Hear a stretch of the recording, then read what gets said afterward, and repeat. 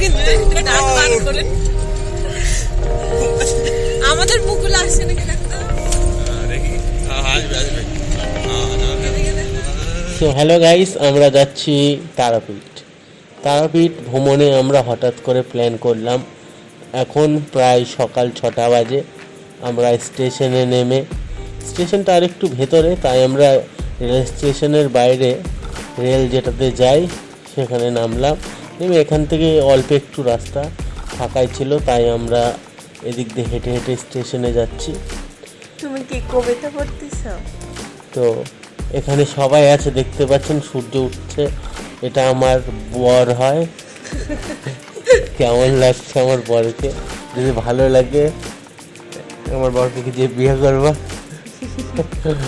SMS করতে পারো আমাকে। নো গাইস, ডোন্ট ছাবলা ছাবলি।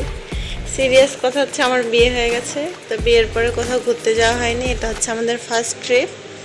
তো প্রথম ট্রিপটা মা তারাকে দিয়েই শুরু করলাম।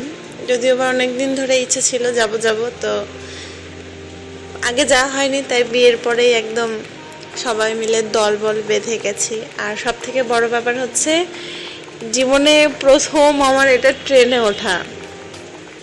সবাই শুনলে হাসবে আমি জানি, তো আমি জীবনে কোনোদিন ট্রেনে উঠিনি গাইস। এটা আমার ফার্স্ট টাইম। তো I am so excited and happy.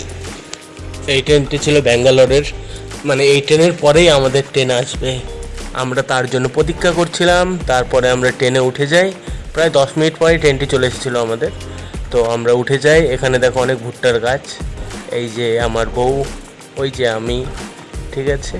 জানি তোমাকে সবাই চেনে, আমাকে কেউ চেনে না জানি, ঠিক আছে। অনেকে কমেন্ট করতে পারো কালুয়া।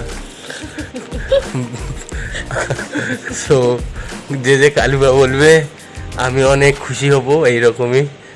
তাদের জন্য পার্সেল করে একটা চকলেট দিয়ে দেওয়া হবে। ট্রেন থেকে নেমেই আমরা উঠে গেলাম অটোতে। অটো করে যাচ্ছি তারাপীঠের দিকে, তারা মায়ের কাছে।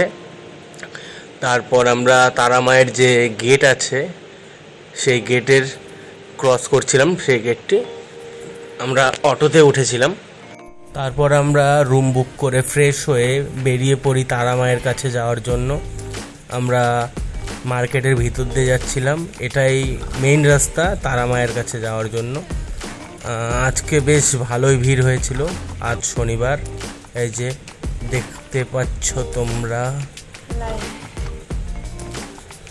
দেন লাইনে এতক্ষণ ধরে লাইনে দাঁড়ানোর পর মন্দিরে গেলাম। ঠাকুরকে একটু ভালো করে দেখবো। গাইজ আমাদেরকে ঘাড় ধাক্কা করে, মানে ধাক্কা দিয়ে বের করে দিয়েছিল।